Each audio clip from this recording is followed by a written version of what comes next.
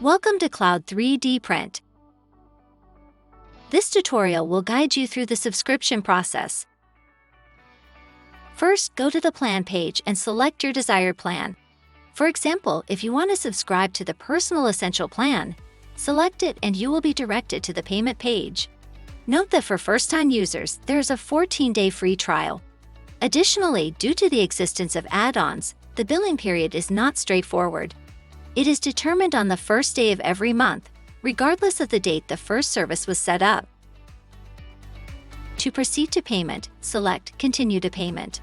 You will need to add a credit card and optionally enter a promo code. Then use this payment method to complete the payment. Once paid, go to the subscription page to view your plan in the Plan tab. In the Usage tab, you can view the usage of 3D printer, AI time, and storage. If you are reaching the limit, you can pay for a monthly add-on using the same payment procedure. In the Payment Method tab, you can modify or add a new payment method.